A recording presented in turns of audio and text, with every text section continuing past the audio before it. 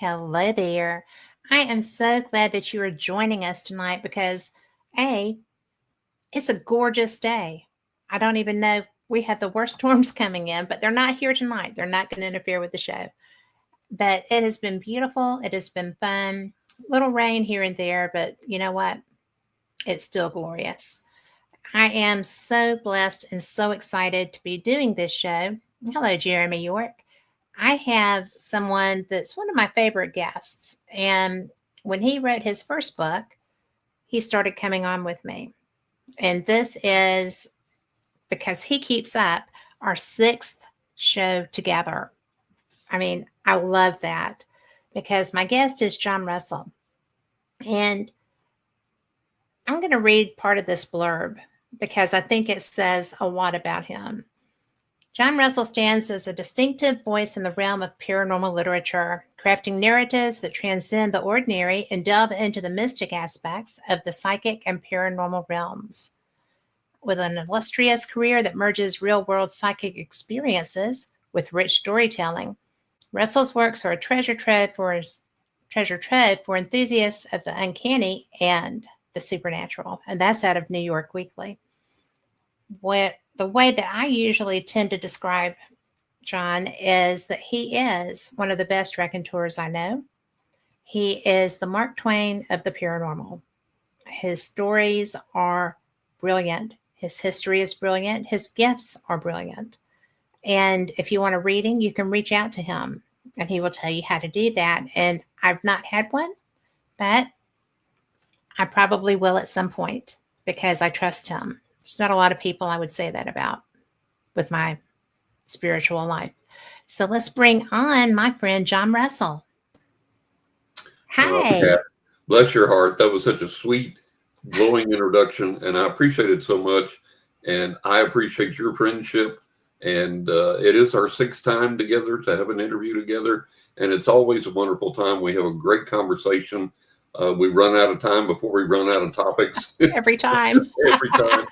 So I can't wait for tonight. It's going to be great. And thank you again. And thank you to everybody that's listening, watching, tuning in. And I'm not seeing the chat sidebar. I haven't set that up. So if anybody has any questions, relay them through Kat, and we'll do it that way. We will grab them and growl. It's not a problem. Absolutely.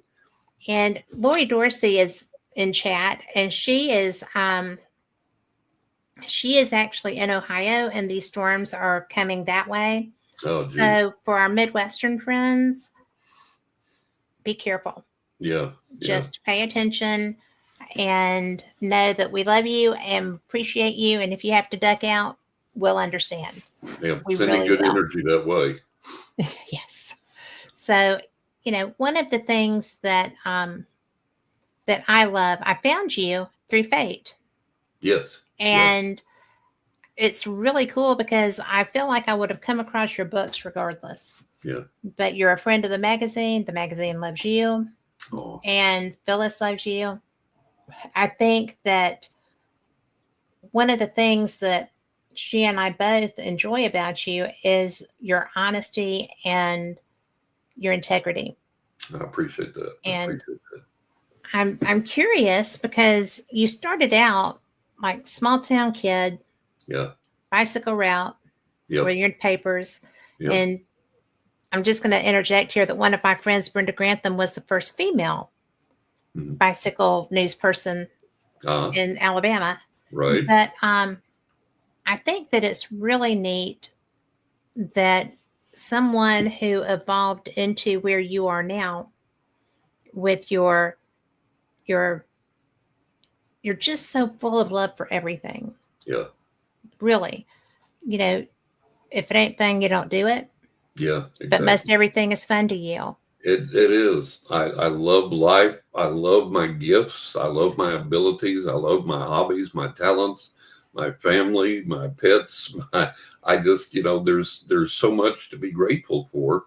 And I don't say that from a position of privilege or a life of ease, because my life has been a very, very difficult and a very rocky life. Yeah. I had a very difficult childhood, grew up in a very unstable home. And I think the thing that saved me all the way through was I had this innate ability to look for and find that sunflower growing among the weeds. And instead of focusing on the weeds, I'd focus on that sunflower and let it infuse me with joy and happiness and healing. And I think that's the thing that kept me going. And so, having learned to do that from an early age, I learned that's applicable all through your life, that no matter what you face, you got to keep digging for that little small bit of joy and happiness there and holding on to it, no matter how hard that it is. And let that see you through. That is an imperative. And it's something that when you're dealing with the scenarios, it's very easy to get tugged down into the weeds. Yeah, yeah, And, yeah. It's very interesting how different personalities, even in the same family, adapt Yeah. and interact. Yes. Because I'm a looking for the light person too. Mm-hmm. Mm-hmm. And one of my family members can't get out of the darkness. Yeah. And as a result, I feel like if you're in the darkness, I feel like you attract more of it to you. I think so. Yeah. And it's hard if you can't step out of it, then it tends to drag you. It does. It absolutely does. And I tell my clients that I say, look, you can't be in a bad environment constantly with negative people doing negative things or bad things or illegal things, Okay. and thrive in that. You can't accomplish anything good in that because there's nothing good there. It's all deceit and it's all evil and it's all negative. There's nothing positive there. And you have to remove yourself from that environment. And I talk about in my latest book that's coming out this summer, I talk about that, the fallacy of bloom where you're planted, because a lot of times you can't bloom where you're planted. You have to get yourself out of that environment and get into a more conducive environment for your well-being, for your health, for your future, for your career, for whatever you want to accomplish. And interestingly enough, I've been an avid gardener my entire life. Yeah. And I learned that lesson that you can't always bloom where you're planted. I learned that from gardening. And as long as I have gardened, I've gardened since I was a kid. And I've got that proverbial green thumb. I can put a stick in the ground and get it to grow. I do not. I have a black thumb. And in spite of all of that, you always learn. You never master anything. You're always learning. Yeah. And when I was living in New York and I had one of my gardens there, the other side chose some very specific things that I talk about in the book to help me to realize that lesson that, bloom where you're planted is a fallacy. You can't always do that. And so I learned from that. I included in the book, and I tell people, look, there's places that you're not going to make a difference. You can be that sunflower among the weeds. The weeds may choke you out. Well, it does that. I mean, yeah. It's just like if you're gardening, you can have the beautiful roses, mm-hmm. But if you're not taking care of those, exactly, then your garden is going to reflect the effort you put into it. That's it. And we do have to realize. It's not a popular thing. Yeah. And we do have to realize that, and this is a lesson from life, and whether we like it or not, this is just the way it is. We do have to realize that there are pests and pestilence and diseases and trials and tribulations and problems that overtake us. And that's just the status quo on this planet. And if you don't believe that that's the way it is, go out and plant a garden and see what happens to that garden. And you're going to find out that every pest on the planet comes and attacks it and tries to destroy it, eat it up. And yet it's a constant battle against the pests, the bugs, and everything else. The birds. The birds want to come and eat what you've grown. Other critters want to come and eat what you've grown. The diseases hit the plants and try and destroy them. Sometimes do. The bug pests hit them and eat them up and cause problems. And it's a constant struggle. And so we have to realize that. And I think that transliterates then into our spiritual life and what we want to try and do. And we have to realize, hey, we're going to have these things coming against us. We're going to have these things we have to work against and resist and fight against, because that's just the way of the world. It's such an interesting time to be having this conversation. Yeah. I don't do politics. Yeah, I don't either. Not at all. But, there's so much vitriol. Because of the there's so much vitriol. And if you have vitriol and hate, and it doesn't matter who your team is, I don't give a rat's butt, because you know what? When you're in the voting booth, that's you. Yeah. And I don't need to know how you vote. Right. You don't need to know how I vote. It's my right. It's your right. It's everyone's right that's eligible to do it. Exactly. But we're based on having fought off all kinds of stuff. Mm-hmm. And we have fought for good across the world. Yeah.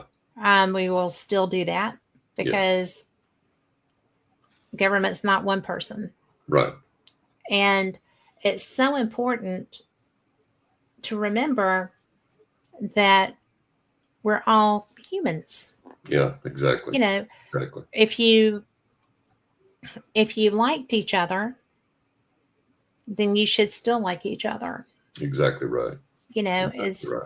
And I hate, because I'm a light worker. Mm-hmm. Mm-hmm. This is slaying me. I can't stand all of the negativity from every side. Yeah. And my friend Cheryl posted today, she's a trans woman, and has been since God was a child. Right. Right. I mean, Vietnam era veteran. Yeah. And to see her feel threatened, Yeah.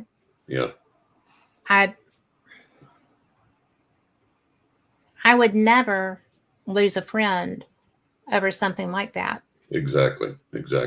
And it's not my business to say if someone's fear is real or not. Yeah. If they feel it, it's real to them. Yeah. Yeah. Exactly. And right. I don't like people having to feel that, or feeling like it's a possibility, because that's where it is. It's a possibility. Yeah. And I agree with you. I see people on Facebook unfriending each other because you voted this way, or you voted that way, or you believe this, or you believe that. The mark of maturity is to be able to maintain a friendship with someone that believes differently than the way that you do, and to accept that person. And unless they're doing something that's going to harm you physically or something, let them have their belief. You have your belief. Sit down and discuss it without or coming. Just go to dinner. Yeah, go to dinner. I mean, you don't have to discuss or you don't even have to discuss it. Just remain friends and just go on. A lot of the time, you're not going to change each other's minds. So, if you had a friendship before and you value that friendship, keep that friendship and keep moving forward. And I think the thing that really hurts me at this stage of the game, because I'm obviously a light worker like you are, and what really is destroying the fabric of our nation right now is this: we don't have a discourse, and we don't have a discussion, and we don't even really have an argument. We just have verbal attacks. And physical. Yeah, and physical. And the verbal attacks are, well, you believe this way, you're an effing idiot, or you voted this way, you're an effing idiot, and blah, blah, blah. And there's no content to it. There's no rationale to it. There's no reason to it. Well, why am I this idiot? Well, because, and they probably couldn't give you an answer, and it's like, and I get tickled that there are guys that go around and do this for both parties, that interview people that are believing so staunchly in one thing or one way. And they interview them and they say, okay, why do you believe this? And the people don't know. Well, what has this person done in regard to such and such and such and such that you support them or oppose them? I don't know, you know, and it just amazes me that people will absolutely rise up in arms over something that they can't even articulate what they Yeah. believe and why they believe it, you know. So it's, you know, we have to get over. And I was talking to my wife the other day. I said, you know, the older I get, and the more I look at things psychically, and the more I look at things from life experience, the more I see how tribal the entire earth is.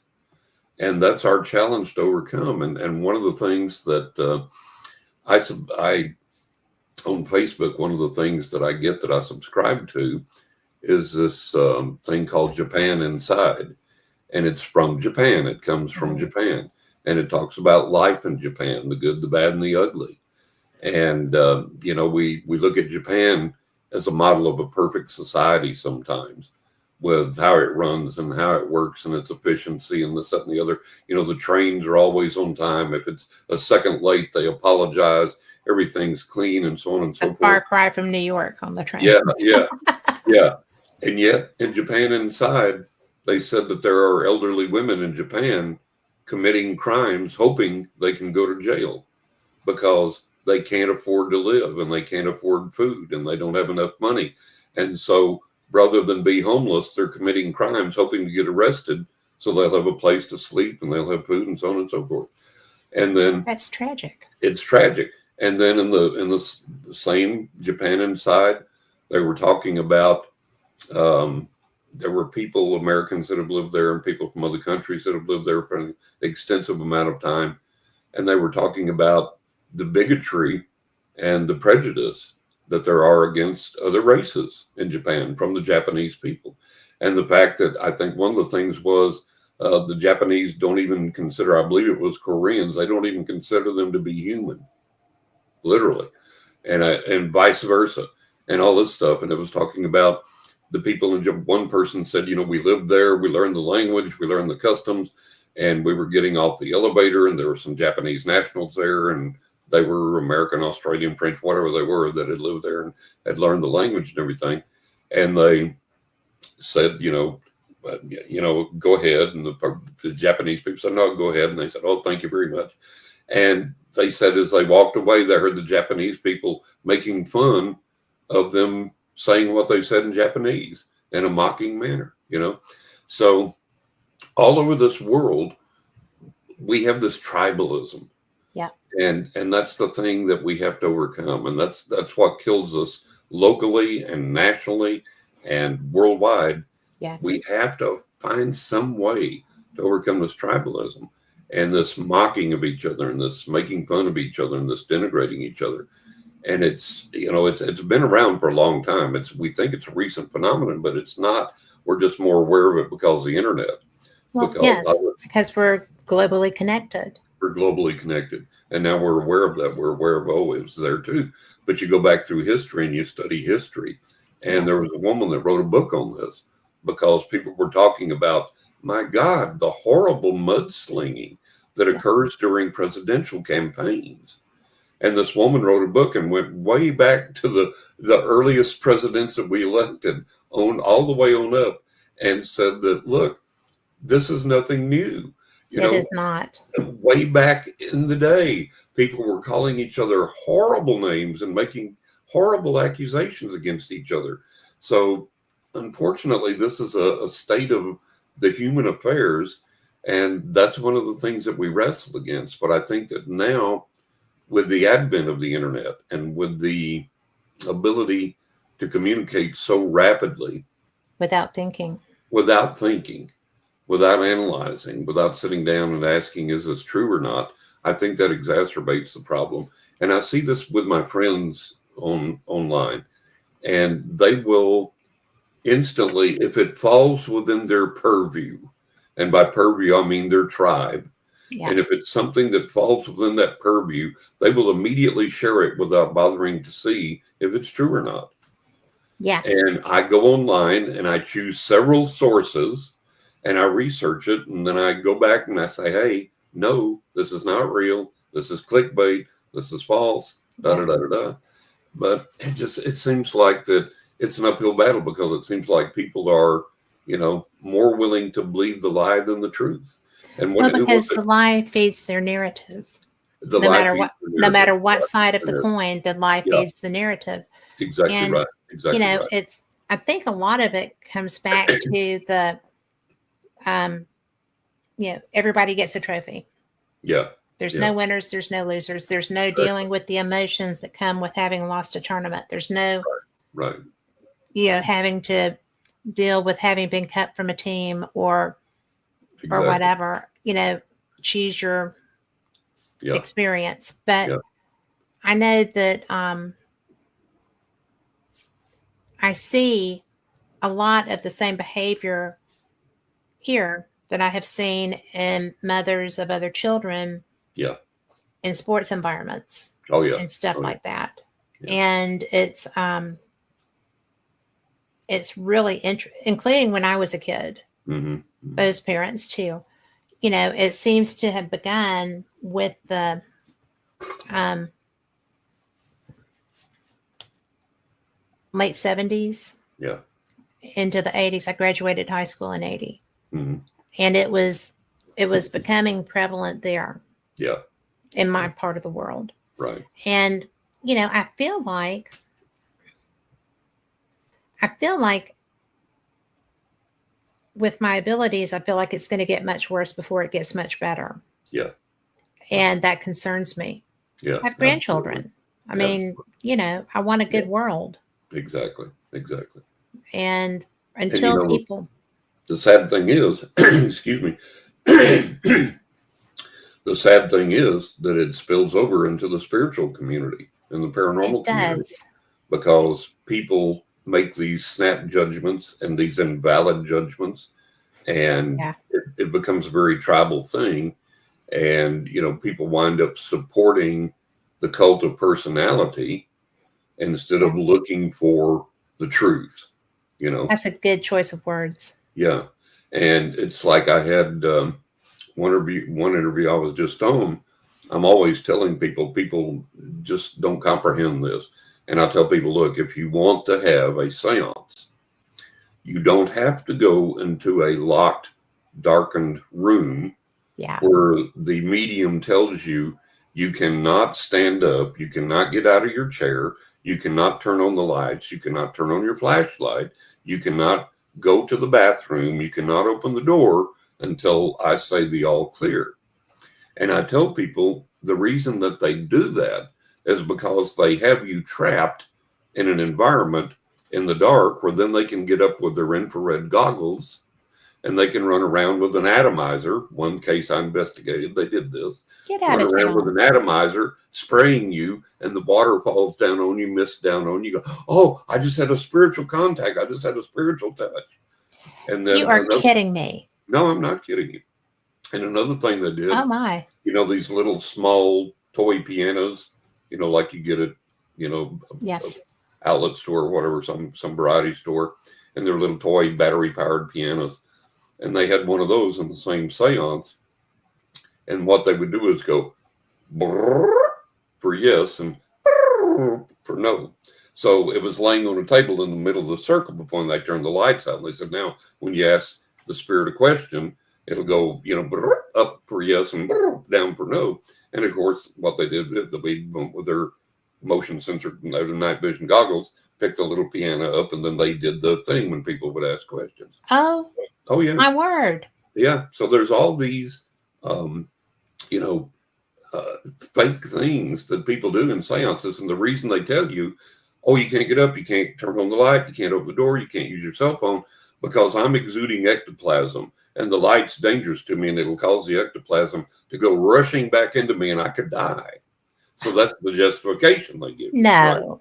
So I was exposing that in this interview, and people were going like, well, just because you don't understand something, it doesn't mean that it's, and I'm Just like, because you don't understand. I'm exposing you to you and telling you what I've investigated and what I know these phonies do. I've investigated tons of these phonies, and I can tell you exactly how they operate and exactly what they do.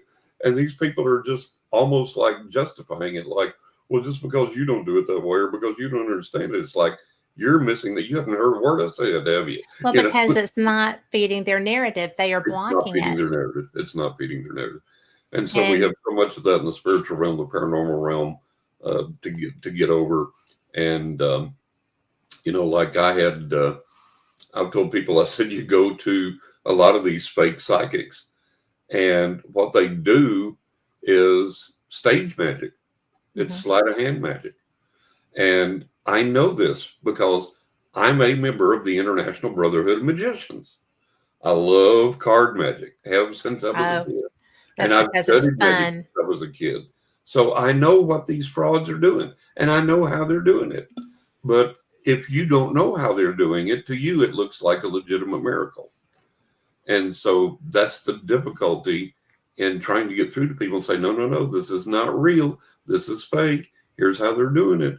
But, and it's like, but they had a bowl of eggs on the table, and I could choose any egg out of that bowl. And the egg I chose had this hideous gunk in it when they broke it open. And I can tell them exactly how they do it. And they still won't divorce themselves from that person. They'll, well, I don't think that was the way it happened. Or, and then they told me this, or they told, it's like, oh my God, what have I got to do here? So it's this unreal uphill battle. Well, I'm sure it is. I mean, it's really interesting. We have Lori Dorsey in chat. Lori happens to be my best friend. And she goes to Hi, Lori. She likes to have past life readings. Yeah.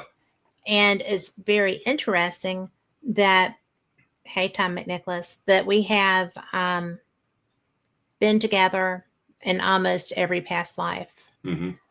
We switch genders out. Sometimes we're the same gender. Sometimes one of us is a guy, whatever. And sometimes we're both guys. And it's just so interesting because I feel that every time that she does something, when she comes back, it resonates. Mm-hmm. And I'm like, well, yeah, that sounds like us. But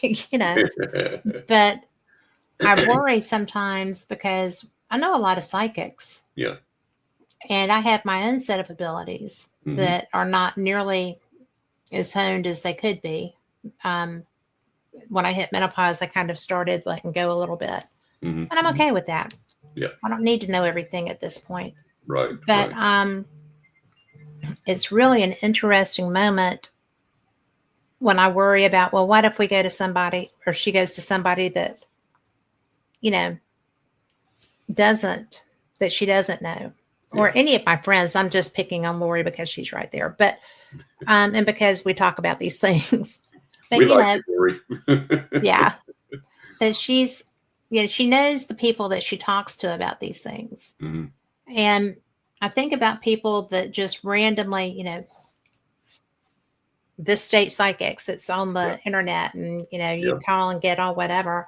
Yeah. I know women and men who have worked for them that I would not give 2 cents for their abilities. Exactly right. Exactly. Because I know them. Yeah.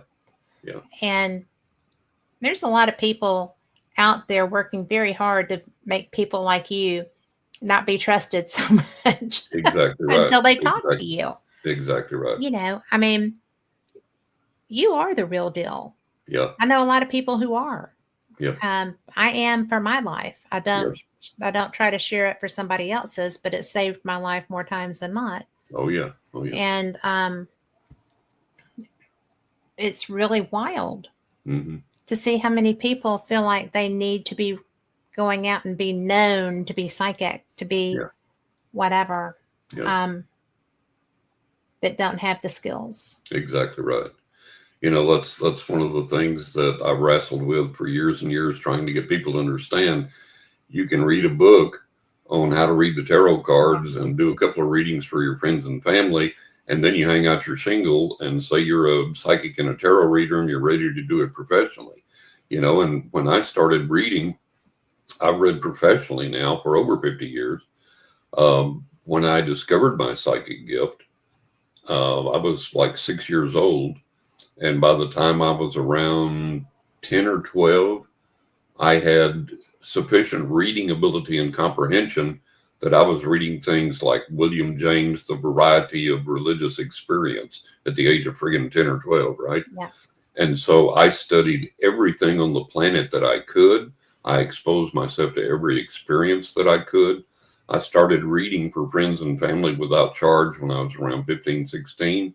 And then by the time I turned 18, I began to read professionally. And I continued my education. I continued to study, and I've studied my entire life, investigated, explored. Is it real? Is it not? Does it work? Does it not? So on and so forth. How do I make this better? How can I do this better? So on and so forth.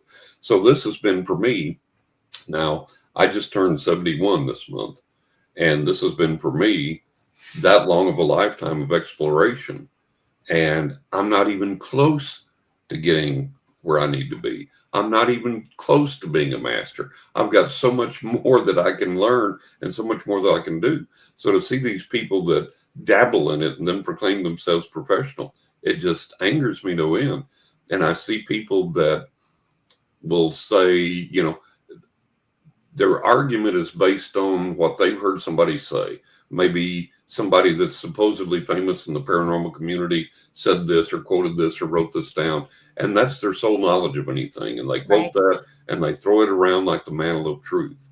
And if you go to them and say, no, listen, da da da da da da da, and you lay it out logically and sequentially for them with some proof, you know, thrown in. No, the big guy says da da da da da, so you got to be wrong. You know, it goes back to the cult of personality again, and it's so frustrating to try and get people away from these things.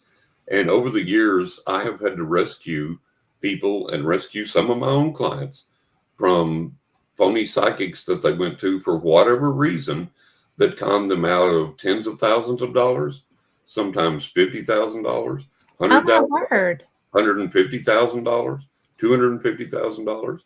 And, you know, it's like, it's so frustrating to try and get the truth into people that they just don't want to accept it. I remember I had this when I was in New York. I had this one client that became a repeat client for a while. And then he went to some other psychic. And it frustrates me. People do this. One moment I had as an aside, one moment I had as a client, she let it slip one time that I was one of 7 psychics that she regularly consulted. She had a psychic for money, a psychic for romance, a psychic for sex, a psychic for travel, a psychic. I was like, my God, no wonder you're confused when you come to me. It's like, holy cow. Yeah. Well, I mean, all of those can be addressed. Yeah. I don't even know 7 psychics. I with what I do, I don't know 7 psychics I would trust to be feeding me. This guy, this client I had gone to another psychic for whatever reason, and he had fallen under her spell. And she told him that I was an ancient demon and that I had it gets better. That I had been with him through thousands of years of incarnations, and that I had followed him and tormented him, and that I had come in this incarnation as a psychic to connect with him again and to mislead him and to misguide him and da da da da da on and on and on. So, and this guy had wrote me this in an email. And so I can't come to you anymore. I can't, you know. So I called him and I said, listen, for Christ's sake, listen. And I told him, I said, you know, this woman is a fake and a phony and a fraud, and she's misleading you. And this is the stupidest thing that I've ever heard uttered out of anybody's mouth. Don't fall for this nonsense. His response, she's the real deal. I believe everything that she told me. I believe that you're this ancient demon that keeps cursing my life and all this on He's and been on coming and on. to you? Yeah. And on that's... and on. So I was like, okay, whatever. Oh my gosh. So I can't remember how many months went by. And he sent me an email. He didn't call, but he sent me an email. And he said, John, he said, every single thing that you've ever talked to me about in a reading has been accurate, and every single thing that you predicted has come true, has been accurate. And every single thing you told me about this woman that I didn't want to believe and didn't want to hear has been the total, complete, absolute truth. And she's been the biggest fake and the biggest phony and the biggest fraud and conned me and taken advantage of me. And he said, "You, sir, are everything that you've ever said you were." And he said, "For a psychic, that's a pretty good recommendation. I can recommend that. And everything you've told me has been truthful and honest and right. And she was everything you said she was, that she was a fraud and a fake and a phony." And so, yeah, I didn't write the guy back and say, "I told you so." I just said, "I'm glad that you came to this understanding, got out from under her spell." But because it is a spell. Yeah, it astonishes me that people gravitate toward and fall under the spell of these phonies. And I just don't get it. I just don't understand it. There are plenty, and people will argue this next point with me, and argue this with people all the time.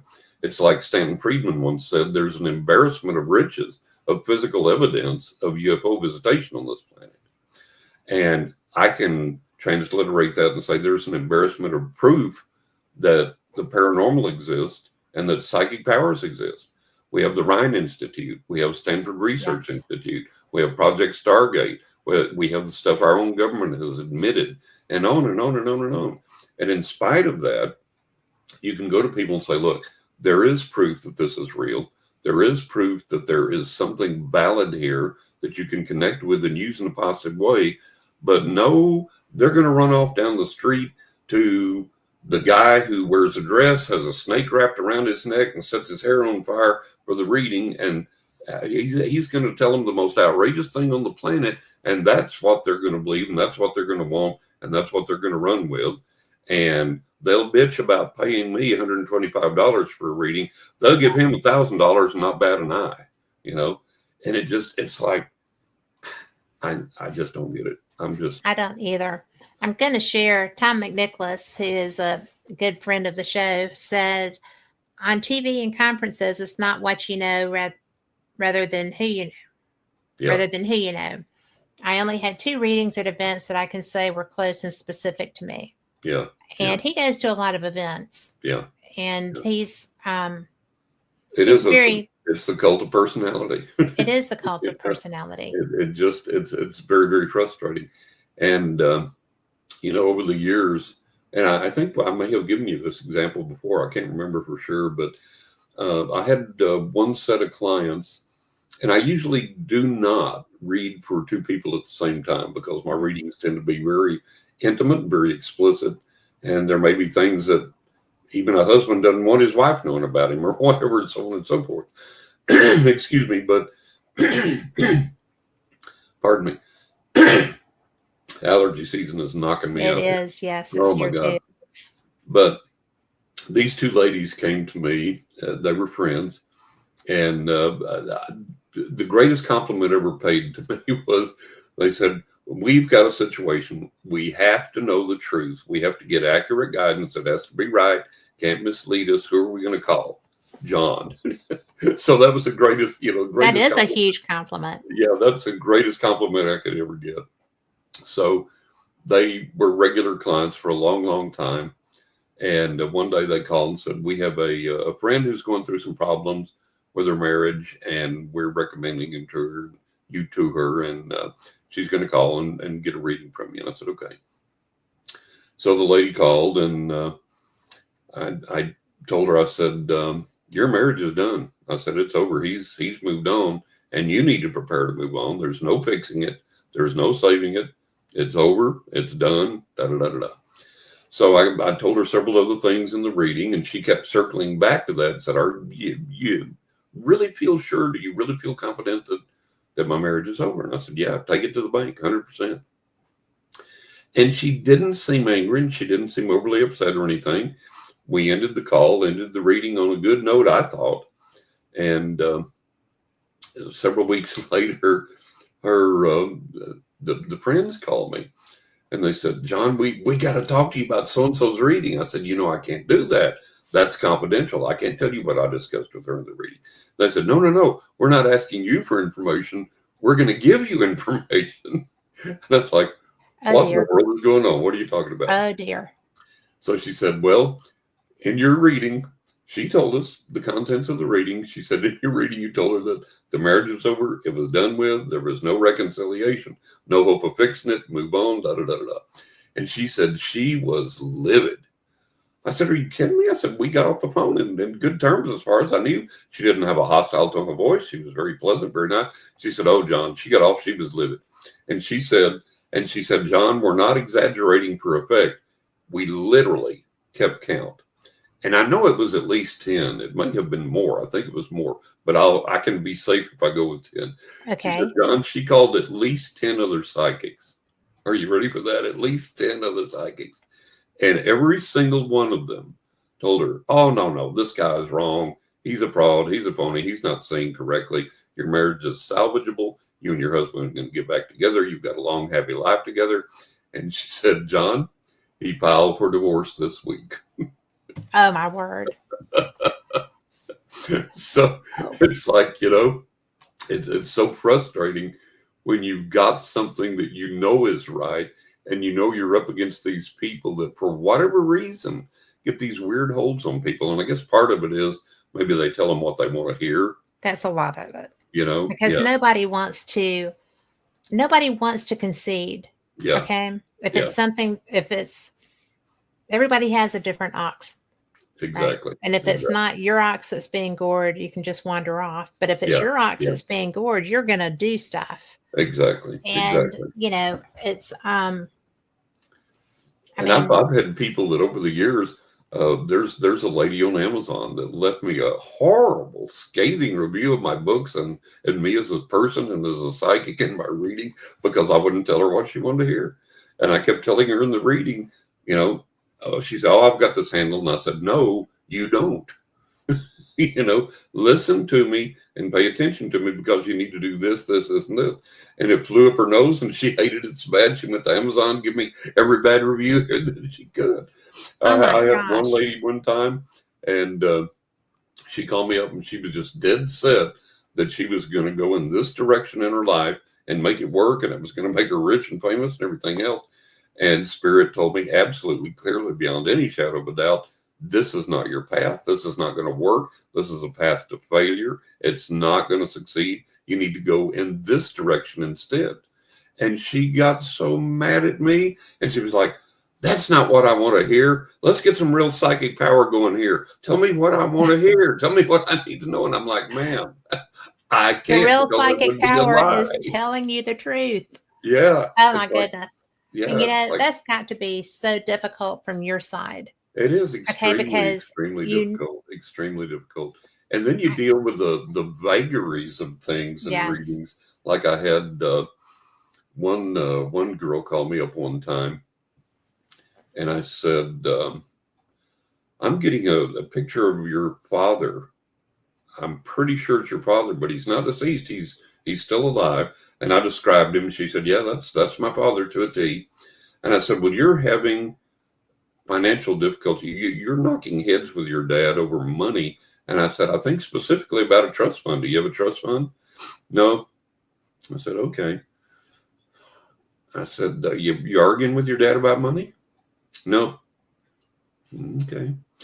So I tried to get into the reading. The other side would not let me progress. And I finally told her, I said, "Look, this will just keep coming back again and again. They're telling me that this is a money issue. You're knocking heads with your dad over a trust fund. I cannot go any further in the reading till we address this."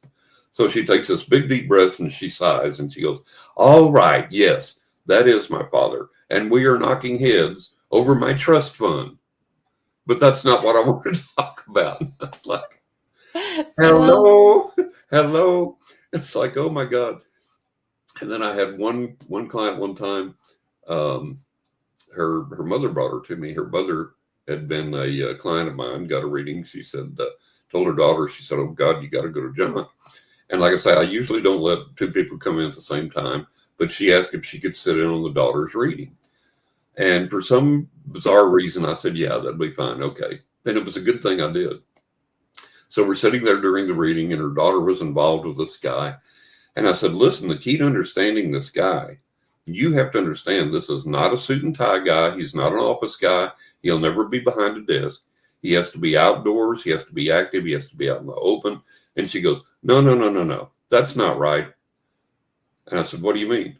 And she goes, he's not a suit and tie type of guy. He would never be in an office behind a desk. He's got to be outdoors, free and open, doing something. And her mother looked at her bug-eyed, and I looked at her bug-eyed, and her mother said, did you hear what John just said?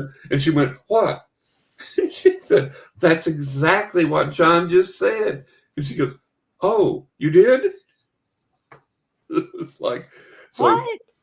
things get wild during readings Oh my sometimes. gosh. But yeah, it gets frustrating, and it's bizarre to overcome. It gets really That one's strange. bizarre. It is. It's really strange. Oh, the best one. I talked to this guy one time. I said, I'm seeing your son on the other side. Is your son deceased? He said, no. I said, your son's not dead? He's not crossed over? No. I said, well, I'm seeing this great big huge gulf between the two of you, this vast distance between the two of you. And to me, that indicates he's on the other side. No. Well, are you apart, like physically, like is he in another country or something like that? No. Okay. So I go on with the reading, and he's fine with the rest of the reading. I keep going back to his son. Nope, son's not dead. And we get to the end of the reading. I say, well, okay, before we wrap up, is there anything else? He said, yeah, I wish you'd have been able to tune in and spend more time talking about my dead son. What? Swear to God. I'm like, okay, I think I'll go get a beer now. Or two. Or two or three or 10. Oh, good heavens. Oh my God. Oh yeah. It's just all kinds of bizarre things that you go through. And then the people that really connect with the accuracy of the reading that you've given them, it may scare them so bad they never come back. I had this one guy, a new client, and we were doing the reading. Everything was going along fine. And I said, hold on. I said, your mom's coming through. I said, your mom's deceased, didn't she? And he said, yeah. I said, your mom's coming to me. And I described her, and he said, yeah, that's my mama. And I said, hang on a minute. And I got this name, and I'm not real good with names usually. And I got this name, and I didn't trust it. I didn't believe it because it was so bizarre. It was something like Fallujah Makaluda or something. I mean, it wasn't that, but it was bizarre. Right. It was just this name that nobody would have. And the other side kept pounding it to me, pounding it to me, pounding it to me. I said, oh God, okay, what the hell? What have I got to lose? So I said, I'm getting your mom's name, and your mom was, and I gave him this bizarre, weird, offbeat name. And just total, complete silence to the point that I thought the line went dead. And I said, hello? Nothing. I mean, you couldn't hear a thing. And I thought, God, I guess the call dropped. I said, hello? I said, I guess the call's dropping. If you can hear me, I can't hear you. I'm going to call you back. And real softly, he said, I'm here. I said, oh, okay. I thought I lost you. Things got so quiet. I said, what's the matter? What is it? He said, that's my mama's name. And never called me again. It was like, oh my God, this stuff's real. I know, right? It's like, yeah, so you deal with so many bizarre things when you do what I do that I could write a book just about that, I guess. Well, I mean, that would be an encouraging book for some. Yeah. Because, I do not have your level of skill sets. Yeah. And it's so weird because random people that I don't know come up and ask me for a reading. Yeah. And I'm like, I don't do that. Right. And they're like, well, yes, you do. Yeah, you do. And I want you to help me with this. And I'm like, I'm not your girl. Yeah. And the worst part is that once somebody asks me for that, I get so antsy. And it's just like, tap or wiggle, Yep. It gets to me. Yeah. And things come. Yeah. And it's just kind of like, And there was one that I did not want to say what had, Mm-hmm. come from me because it sounded so rude. Right. And so I had to say it Mm-hmm. Mm-hmm. because I wasn't going to sleep for the next year if I didn't just say something, right? I understand. So I did it, and I said what I heard, and it was so rude. I thought it was so rude. Mm-hmm. Mm-hmm. And the person was ecstatic. Yeah. Because it was so accurate. Yeah. Oh, that's them. Yeah. And I'm like, yeah, you always got to be true to the message. You've always. But I wasn't looking to give a message. Yeah. I mean. Yeah. I mean, seriously, I do have skills. Mm-hmm. I mean, and they come in useful for protecting me. Yeah. But if somebody asks, I don't really have a choice. Mm-hmm. Mm-hmm. It's a very strange thing. It is. Yeah. Is that something that happens to people that talk to you? As far as them coming to me for. Well, no, I mean, as far as because people talk to you about your abilities all the time. You're on all kinds of shows. Yeah. But does that happen to people where they're kind of bullied into giving a reading it feels like that. Yeah, I think the other side will push you through whatever circumstances to develop your gift to the level they want you to develop it. And so they'll send you challenging situations. They'll send you challenging people. They'll send you people that say, "Yes, you are. You're my girl. You gotta do this. You have to." And she wasn't going away. Yeah, and that's part of. I always tell people. I say, look, we have things in life lessons we have to learn, gifts and abilities, talents we have to develop, whatever they are, and spirit is going to keep pushing us in that direction through whatever means necessary until we acquiesce and go, okay, here I am. I'll do this. I'll do the dance. I'll play the instrument. I'll sing the song. I'll do the reading. Whatever it is. And it's very common, really, for spirit to push us that way. And the more we push it away or try and get away from it, they'll bring it back around over and over and over again. Well, and this was in a location where I was going to have to go back. Yeah. And the girl worked there. Yeah. And it was just kind of like, so, and I do get my intuition is so spot on. It's saved my life a bunch of different times. Oh, yeah. Yeah, absolutely. Absolutely. And I trust it for me. Yeah. But to trust it to tell somebody something that might hurt their feelings or might cause them to make a life decision that I don't want to be responsible for. Yeah. Is something else. That's what you have to do through experience. The more you exercise that gift and the more you connect with it and learn to trust those answers. I trust them implicitly. For me, it's just giving them to somebody else. That's what you've got to learn to be able to do for other people. And that just comes through doing, like I've done thousands and thousands and thousands of readings. And, through that process early on, I learned, okay, this is not me imagining something. This is not what I wish would happen for the person. This is not my emotion. This is what spirit is telling me for them. And then I learned that I could trust that.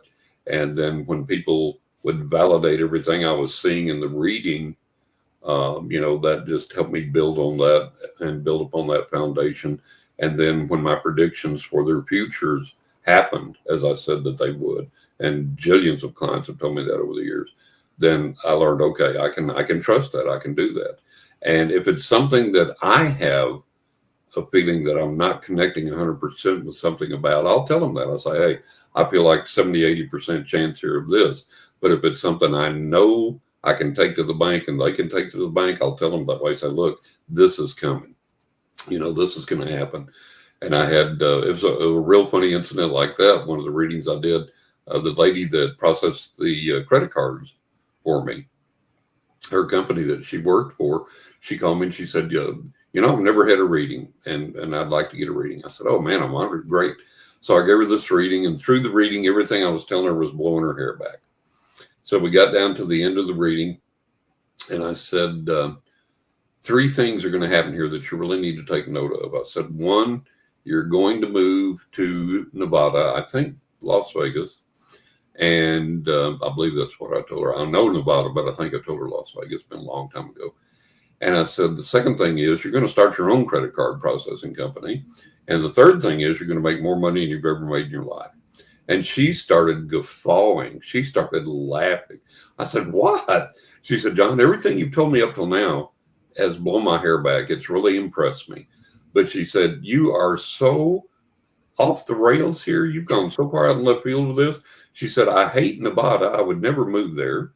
She said, to connect with and who I need to connect with to start my own business in this field would take way more connection, way more money, everything else than I have access to. And I'm pretty much topped out for earnings in my field. I said, write this down and then holler at me down the road. He said, okay, but I'm telling you, hon, you missed it on this one. I said, okay. So several months later, I got a phone call from her. She said, John, I moved to Nevada. I've started my own credit card processing company. I'm making more money than I've ever made in my life. I said, awesome, awesome, awesome. She said, yeah. But she said, I totally, completely forgot you told me all that. And after all this came about, my girlfriend said, didn't that psychic you got the reading from tell you this was all going to happen this way? And she was like, oh, yeah, I totally forgot. So, people think readings and everything are so cut and dried, and that people are like, oh, wow, and they remember everything and they're impressed by everything. No, sadly not the case. I wish that it were, but sadly not the case. Well, I swear, it's so funny because I don't get readings. I mean, I don't. I would trust you. I would come to you to get one. Yeah. Not yet. I just, because. Well, you get the guidance you need from yourself, from your guides and everything else. That's what you need. Yeah. Well, it's so funny because I asked for my spirit guide's name. Mm-hmm. Somebody had told me, ask them to give it to you right as you're waking up. And that way you're still kind of betwixt and between. And I got a word and I was like, what the hell was that? I don't know what that is. So it was so funny because I was just like,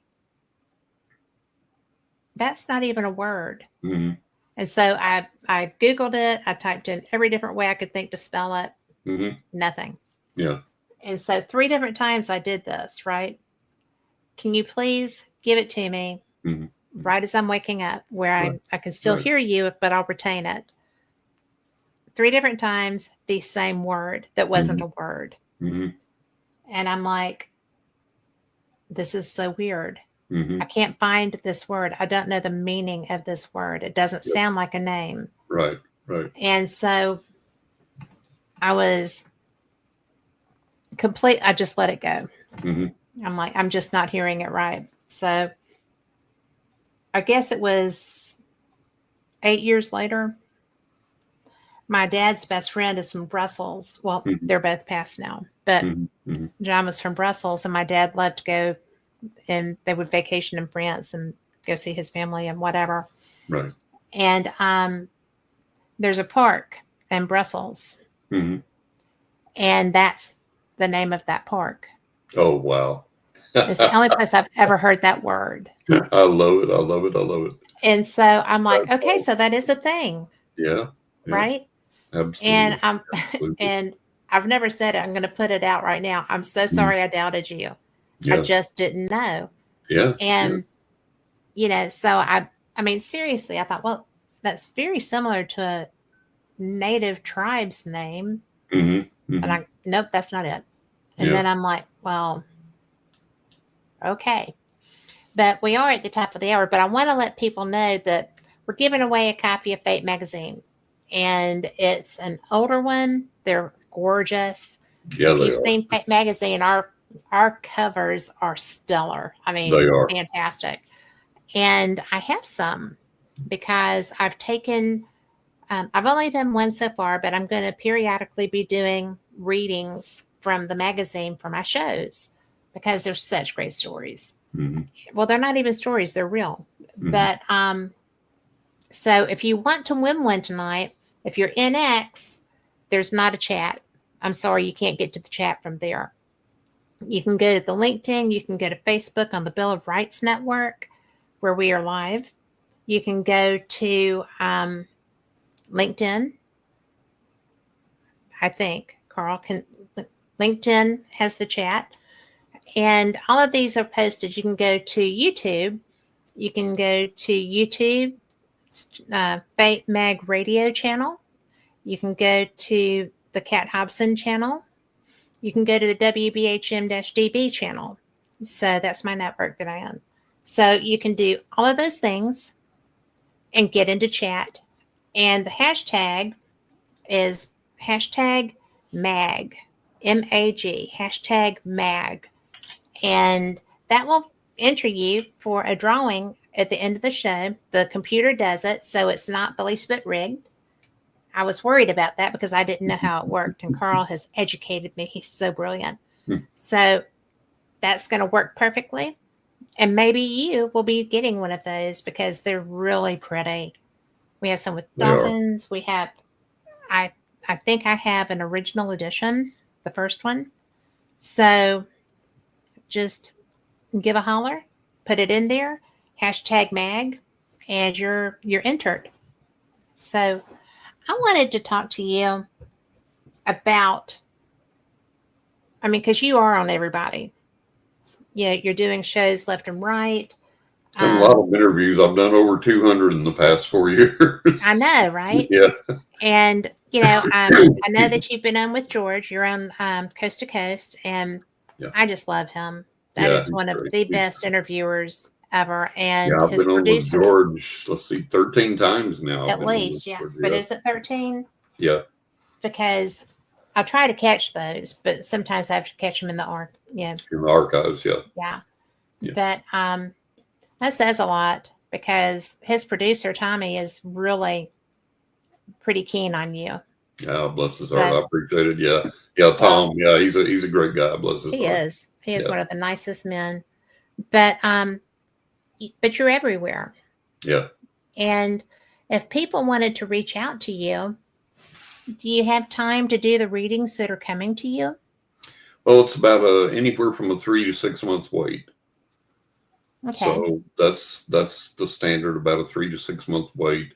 So new clients are always welcome. I have repeat clients that I deal with, but new clients are always welcome. But it is about a 3 to 6 month wait.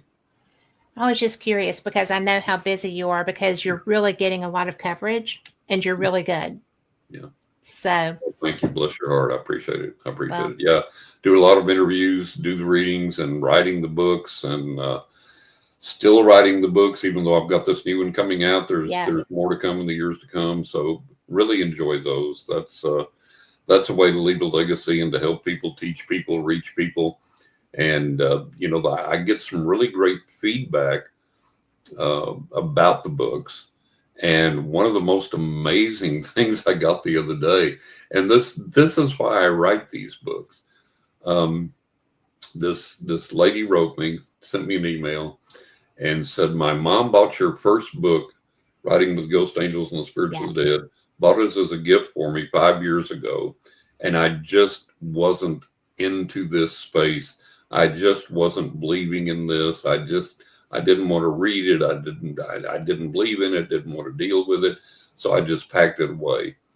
And she said, the other day, after all these years, I was going through stuff and I found your book. And I'm more receptive to that now, more open to that now. So she said, well, okay, I'll take this out and I'll put it on my bookshelf. And I need to read it. I'll get to it. And she said, almost every single day, your book would appear on the floor in front of my door. And I would pick it up and I would put it back on the bookshelf. And the next day it would be on the floor in front of my door. And this happened repeatedly. And she said, so I took that as a sign. The Spirit wants me to read this book. I need to read this book.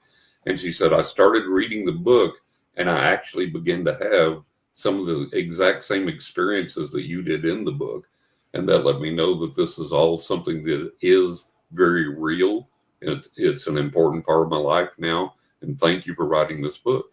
So that's why I write these books. But it was just so awesome to, I'd put this book on my shelf. It'd be on the floor in front of my door. I'd put it back on the shelf. It'd be on the floor in front of my door. So this is why I write these books. Let people Well, know. I have to ask you, when she let you know that, did you direct her to your other book, 20 Yeah, Ways to Increase Your Psychic Abilities? yeah. Because that would be the next step. Yeah, that would be the next step. Yeah. So she's aware of the books, and that's why I write those books. And Yes. it's a beautiful legacy to leave. It's a beautiful gift to have and a beautiful thing to share. And man, when you get somebody that gets it and it makes an impact in their life and they write to you about it, it's a really good feeling, a really great thing. Oh, I have to say one thing though. What's that? When you were talking about the word that made no sense, I had ordered. There was a company that's out of business now. I still have the board, but they're out of business now. And when I was living in New York, and this is decades ago, this new Ouija board company started up. And I said, oh God, I've got to have one of these boards. Now, for everybody that's listening that instantly blanked out, oh God, Ouija boards, you're going to get an attachment. You're going to open a portal to hell. The devil's going to come get you, blah, blah, blah. No, read my book, 20 Ways to Increase Your Psychic Abilities. I have a whole chapter on the Ouija board. Listen, if you're afraid of using the Ouija board, then you should be afraid of tarot cards and pendulums and crystal balls and dowsing rods and everything else. You're not. It's the same motive energy you're using with those things that you use with the Ouija board. So get over the Ouija board thing. So anyways, I ordered this new Ouija board. And the house that we lived in at the time, we had all these windows. It's a colonial style house.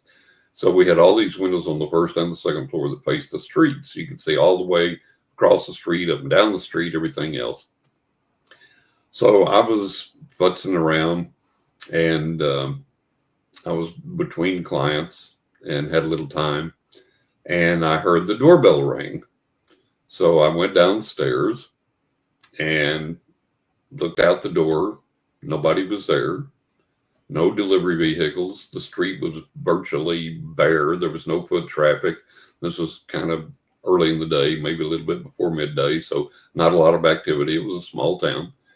And I thought, well, maybe it's somebody pranking me. So I opened the door, stepped outside, looked all around outside. Nobody's around.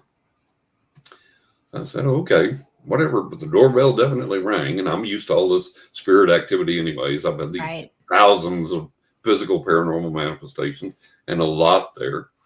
And so I said, well, okay, whatever. So I said, hey, guys, and went back in, closed the door, locked the door up, walked into the kitchen, which was a short way away to get something, walked back down the hall toward the front door, and there, balanced on the front step, vertically like this, not on its side or not laying flat, but balanced vertically on one of the lower steps, was this box that contained the Ouija board.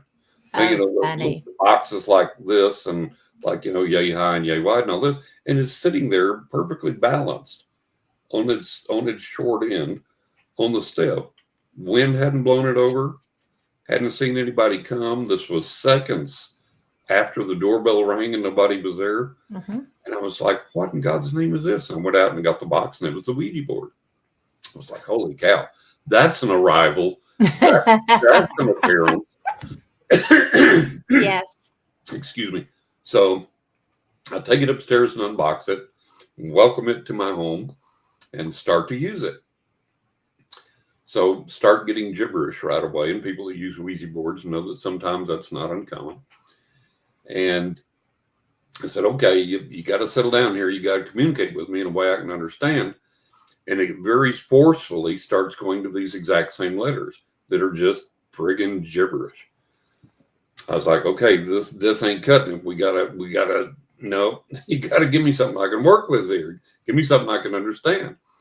So now I put my fingers back on the planchette and forcefully, like, it goes back to these exact same letters, and it's gibberish. I'm like, yeah. So I get this inspiration, and I write down the letters that it gives me. And it's just gibberish. It's a bunch of consonants and very few vowels and everything. And I'm like, okay. And I'm staring at it and looking at it like, what are you trying to tell me here? What do you want me to figure out of this mess? And all of a sudden I get this inspiration, go online and enter these words, enter these letters, enter these words. I do, and it's Latin. Oh my goodness. And it translates for me to go and buy a specific type of incense. And I look up this incense, and the psychic, the spiritual properties of this incense meet exactly a need that I had at that specific time to burn this incense, to attract this spiritual quality into my Oh life. my gosh. Yeah, yeah, yeah. And then after that, it started talking to me in English. But first, it went through that. It was like, okay. So when you get gibberish words or what you think is nonsense, hang on to them, because it may be like with Kat, it may take several months, or it may be like with me, it comes just almost instantaneously. But a lot of times you will get that information, that translation, whatever it is you need, or whatever reference is there. So when you get things that you don't immediately understand, hang on to them. Well, you have to. I mean, because I knew it kept happening. Yeah. Right. Yeah. But So I think that's hilarious, because it was adamant. Yeah. And that's I mean, like with the. it became more and more and more forceful. You know, it would go Mhm. to these letters with increasing strength and accuracy and clarity. And it was like, okay. And then when I plugged it in and it was Latin, and it actually translated into English that made sense and was appropriate to my situation, it was like, oh my Yes. God, this is wild. This is crazy. Well, I just have to say that I'm trying to find the first part where Lori was talking about this. But when Lori's trying to get her spirit guide's name, mine was Algonquin. Mm-hmm. So, which I'm sitting there thinking, Algonquin? Mm-hmm. That's a Native American tribe. No, Right. Algonquin. Yeah. I'm like, okay. Still don't know what it is. Right. So, and Lori said that she's been told 2 different times that she can't pronounce his name, so she's supposed to call him Sam, because she can remember that name. Yeah. And Tom And you know, McNicholas. sometimes over the years, I've asked various spirits that have been with me for most of my life if they had a specific name that they wanted me to call them by or give to me or whatever. They're like, no, don't need just to. here. You know me. I know you. You recognize my presence. You don't need a name. You know when I'm here. You know what I do for you. You know when I'm around. You know my energy. So you don't need a name. You know, it's like, that's one thing that people, especially clients, are always obsessed with. What's my spirit guide's name? It's like, you don't necessarily need to know. If the connection is there, if you recognize them, they could have a name that you can't pronounce, like you said, or they could have a name that's private. They don't want you to know. Yes. You know, they could have a name. Maybe they've been through several dimensions and incarnations and whatever, and use several different names. And it's like, there's no point. You know, I've had 1,000 names, so it's like. Well, yeah, because if they've been around for millennia, then that's a strong possibility. Yeah. But Tom wants to know, do you ever get someone else's reading coming to you by someone you're not trying to read? Do they ever cross over, I guess? No. It's no, I'm just, the channel's always open, and you know, everything that comes is meant to come, and I receive it, and it doesn't bother me, and everything's as is it's supposed to be. Well, that's interesting, because I had thought too, when we first started talking so many years ago. It's hard to believe it's been I know years. It's been a while. I know, I love it. But you know, I always have wondered if that can get crossed. Because I've never gone with someone to have a reading. I've never gone anywhere to have a reading specifically. But it doesn't ever get crossed, but there are occasions, like in group things that I've done, it doesn't really necessarily get crossed, but the focus will shift.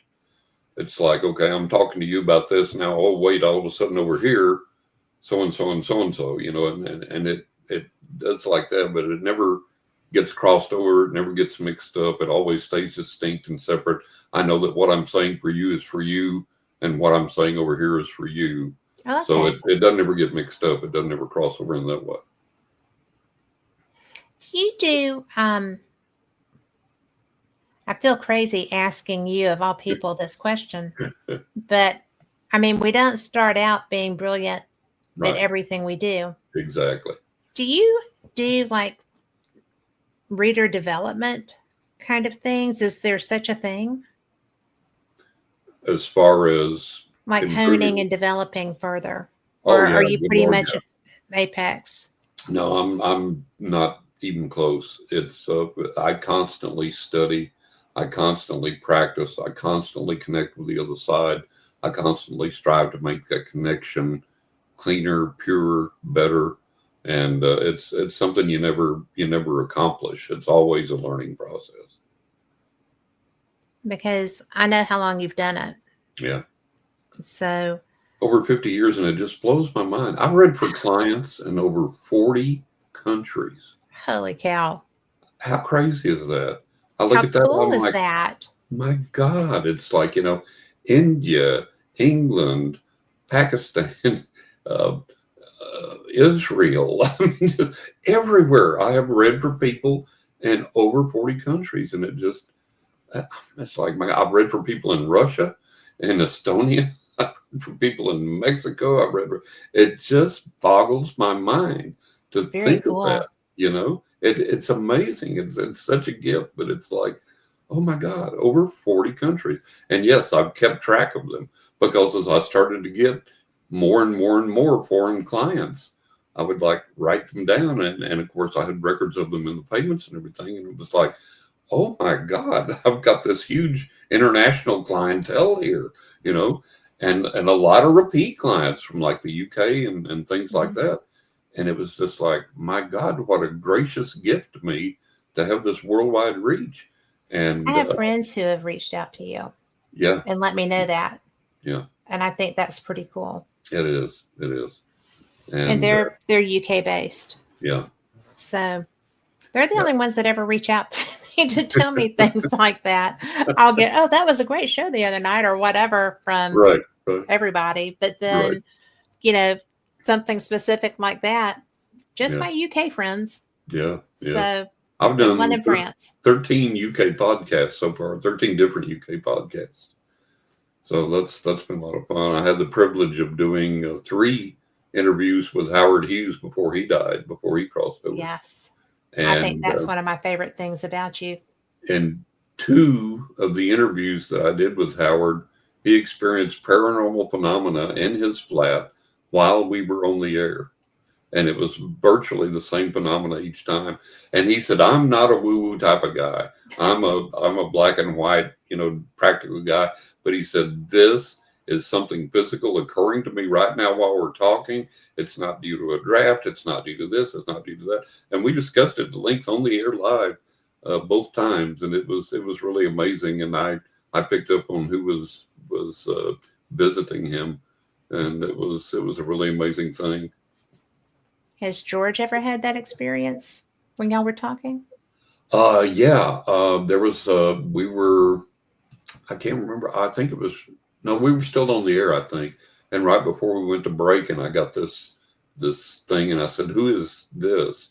And he goes, "Oh, that's so and so, a real dear friend of mine that's on the other side now." And then we went into break. So yeah, we've done that there. And then I think it was with Tom that somebody came through.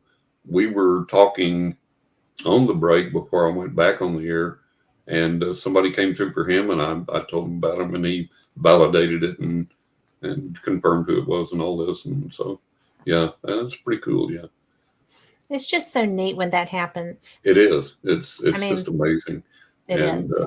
it confirms for us that people's personalities, souls, lives, spirits, memories survive and can communicate from the other side, and In real time. yeah, and that should give us And hope and encouragement, and let us know that we're going to live on as well, and death in the end. well, I think that's probably my favorite part of that skill Yeah, is that, I used to,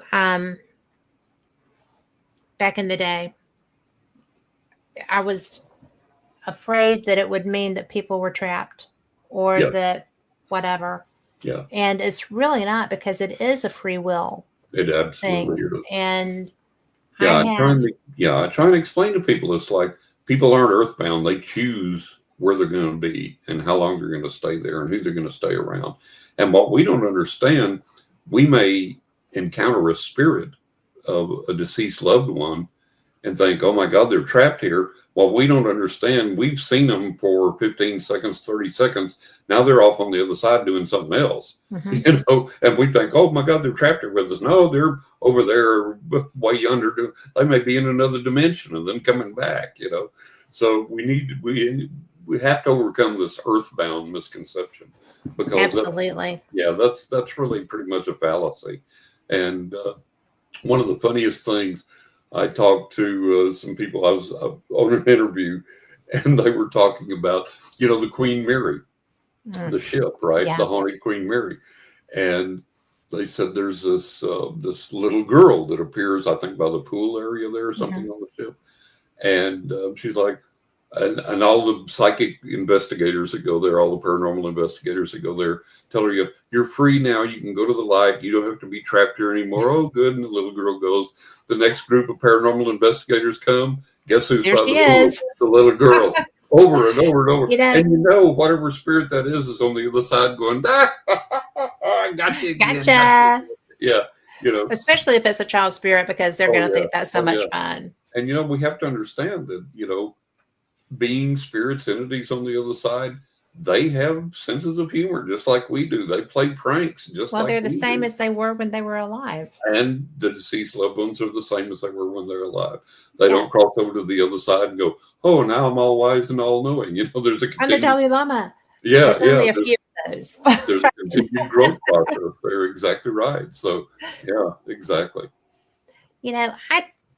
I had an experience because there was a young woman that a friend of mine turned me on to. She's a medium. Mm-hmm. She does not claim to be a psychic. Mm-hmm. So I was just kind of like, well, what's the difference? Yeah. And she was like, well, I just talked to I just know who's there. I'm like, okay.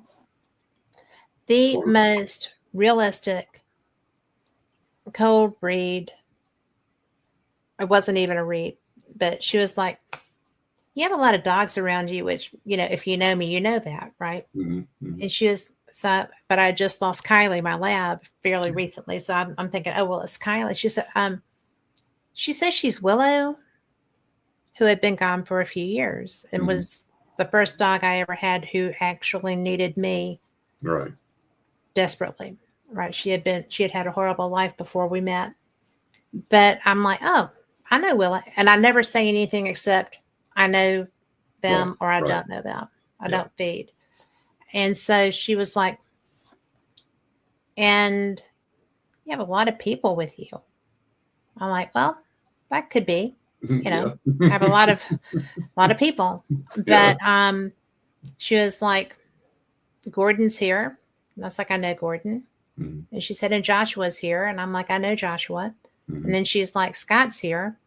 I was like, oh, I know Scott. And so we just went on about our thing. And so we got, because this was just a get to know you thing. Right. Well, Scott, Gordon's my dad. Joshua's my nephew who died at 17. Scott is his dad. Mm-hmm. Mm-hmm. And the fact that Scott and my dad would be in the same area blew me away. That blew me away. Right. I'm like, boy, there's a lot of loosening up on the other side. There you go. Sometimes history doesn't matter. Sometimes there is, Sometimes and so, it was just so bizarre. Yeah. Not the people I would have thought were here. I knew my dad was here a lot because when I was hurt, when I broke my knee, I couldn't move. I couldn't be out of bed for like 3 months. And my dad was here most of that time. Mm-hmm. But it's just so interesting. What to you is the difference between a psychic and a medium? Or is there a difference? Really, there's not really. I communicate with the dead. I hold seances. I do that. I predict the future. If you're a psychic, you're a medium. If you're a medium, you're a psychic to me. That's what I thought too. Yeah, it's like we have all this Labels. proclivity to differentiate things with labels and put labels on things. And it's like remote viewers. That's just clairvoyance. You Yes. know, that's what psychics have always exhibited is clairvoyance, and that's all remote viewing is. But we have to put these pseudoscientific or new Yeah. age labels on things and fancy it up and say, okay, now it's this, now it's that. But you know, we have this problem with labels, and I've always said I have one label, psychic, and under that it's an umbrella term for everything. You Yeah. know, everything that I practice, experience, do, manifest, whatever. Let's just put it all under one label and be done with it. But yeah, I get tickled to that when people say, well, I'm a medium, but I'm not a psychic, or I'm a psychic, but I'm not a medium. Do you see ghosts? Yeah. Do you talk to people on the other side? Yeah. Well, you're a medium. Yeah. You know, it's like so. Yeah. And I think that because when I had her on the show, she's brilliant, but she's not very public, Yeah. which sounds odd. Yeah. But so she didn't want to do readings on the air. And I'm Yeah. like, that's okay. I'm not going to ask you to do anything Right. you don't want to do. That's not what we're about. It's Yeah. not what I'm about. And yeah, because I'm just interested in people and I want to share people I find fascinating with listeners. So, Exactly. because I think they'll find them fascinating too. Right. You're one of the best people I know for that. Oh, And, well, you know, your writings are great. thank you. People, Thank you. and I do want to go back and share that 20 ways to increase your psychic abilities because everything else is kind of the raconteur stuff. Yeah. It's sharing. By the way, the crying tree and the magic rock. Yeah. Latest Outstanding. book. Yeah. Oh, thank you. Outstanding. Thank you. They're all outstanding.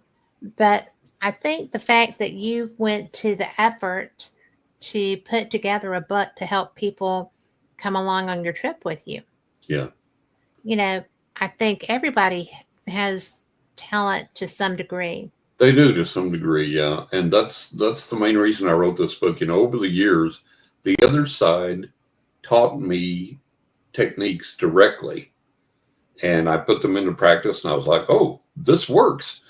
You know. Yeah. So in my readings, when apropos, I would tell my client, oh, I know a technique that'll help you in this situation. I'd give them the technique. They told me, yeah, I used it and it worked. So it was like, finally, it was like, write a book. So everybody, you know, not just your clients, so everybody can use these tools and techniques that literally actually work. And when I wrote the book, 20 Ways to Increase Your Psychic Abilities, I deliberately wrote it to take away all the gobbledygook, the rigmarole, the dogma, the tradition, the ritual, the nomenclature, everything else, and say, okay, look, here is the technique. This is how you define it. This is what it is. And then this is how you learn it step by step. And this is how you put it into real world practice. And you don't have to buy a cape and a bunch of crystals and a bunch of candles and a bunch of incense and sit outside on the third Thursday of the third month at midnight. And you don't have to do this stuff. And again, this is where it gets problematic because I would have more success if I told people, well, you have to buy dragon's fang and snake's blood, and you got to shave your head on the third Thursday of the month. And people would go for that and pay me $5,000. Yes. I've got a $20 book that says, look, here's 20 techniques that literally will work for you in the real world and literally change your life and literally enable you to manipulate your life and circumstances around you for the better. And here it is, $20. You buy it one time, you've got it for life. There's 20 different tools and techniques. Each one is defined, clearly explained. I'll take you by the hand, walk you through these things step by step, tell you how to do it, tell you how to practice it, how to get good at it, the real world application of it, stripped free of all the nonsense and the rigmarole that people have dumped upon these things for years and years. Yeah, the mysticism efforts kind of can overwhelm. And next year, now I've got a new book coming out this year, The Cansack Ghost, which is more true paranormal experiences. And then next year in 2026, there is going to be a follow-up, which I did not think there would be, because people asked me, will there be a follow-up to 20 Ways? And I was like, no, that's it. That's what the other side gave me. That's the 20 ways. It's 20 ways. There will be 20 more ways to increase your psychic abilities coming in 2026.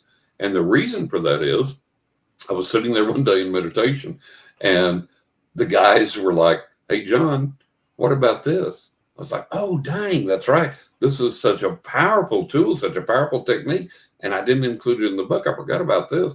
And then we're like, "What about this?" And I was like, "Oh my God, yeah." And these are all things, again, that work powerfully. Easy to learn, easy to practice, and produce physical, visible manifestations in your life.